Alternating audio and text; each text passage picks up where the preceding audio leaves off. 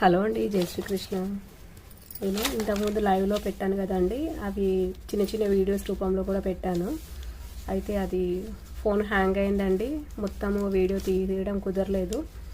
ఇంకా మిగతాది దీంట్లో చెప్తున్నాను. కటింగ్ అంతా అయిన తర్వాత సేమ్ యాజ్ ఇట్ ఈజ్ మనం మార్కింగ్ చేసుకోవాలి. తర్వాత ఒకవేళ మీరు బ్యాక్ పార్ట్ పెట్టుకున్నట్టయితే కనుక ఒక 1/2 ఇంచు లేదా 3/4 ఇంచు ఇక్కడ ఎక్స్ట్రా తీసుకోండి. ఎందుకంటే మనకు చెస్ట్ హెవీగా ఉంటుంది కదా, అందువల్ల చెస్ట్ హెవీగా ఉంటుంది కాబట్టి ఒక 1/2 లేదా 1/4 ఇంచు 3/4 ఇంచు మనం ఎక్స్ట్రా తీసుకున్నట్టయితే కనుక ఇది మనకి ఈ చెస్ట్ ఇందులో కూర్చున్నప్పుడు ఇట్లా పోతుంది కదా, మనకి కంఫర్టబుల్గానే ఉంటుంది. కింది వైపు అంతా అసహ్యంగా కనబడకుండా ఉంటుంది. ఓకేనా?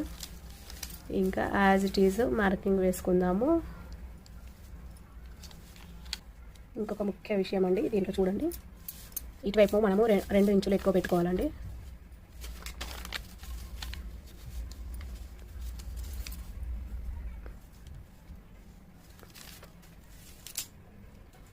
ప్రీవియస్ వీడియోలో చెప్పాను కదా నేను, 2 ఇంచులు ఇటు ఎక్కువ, కానీ ఇటువైపు మాత్రం పెంచుకోకూడదు. దీనికి కలిపేసుకోవాలి. ఇది కరెక్ట్గా వచ్చిందా లేదా అని మనం ఇప్పుడు కూడా చూసుకోవచ్చు అండి. ముందు ఇది పెంచేసుకుందాము. ఇటు 1/2 ఇంచు ఇందులో కలిపేసుకుంటే సరిపోతుంది. మళ్ళీ ఇక్కడ నుంచి ఇక్కడికి కొద్దిగా షేప్. మనం ఎంతైతే కుట్టు కోసం తీసుకుంటున్నామో అంతా మనం కుట్టు కోసం ఖచ్చితంగా వాడాలి, లేదంటే లూజ్ వచ్చే అవకాశం ఉంటుంది. మరొకసారి చూపిస్తాను చూడండి. ఇక్కడ చూడండి, మనము 1 ఇంచు ఇక్కడే మలుచుకుందాము. అక్కడ మీకు కన్ఫ్యూజన్ ఉండదు. ఇంకా చూడండి, ఇక్కడ 1 ఇంచు టక్స్ కోసం వెళ్ళిపోతుంది కాబట్టి ఈ 1 ఇంచు ఫోల్డ్ చేస్తాము. మనకి 4 భాగాలు సమానంగా ఉంటే ఎటువంటి ప్రాబ్లం రాదు కాబట్టి నా కటింగ్ అయితే ఇట్లా ఉంటుందండి. ఇంకా ఇక్కడ మనం హుక్ కాజా పట్టి కోసము 1/2 ఇంచు లోపలికి వెళ్ళిపోతుంది కాబట్టి మనం కౌంట్ చేయాల్సిన అవసరం లేదు. అది ఓకేనా?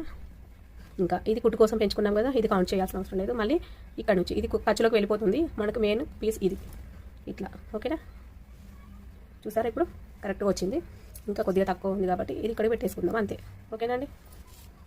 దీన్ని ఈ లైన్లోకి కలుపుకుంటే సరిపోతుంది అంతే. ఓకేనా? ఇప్పుడు 4 పార్ట్స్ సమానంగా ఉంటాయి.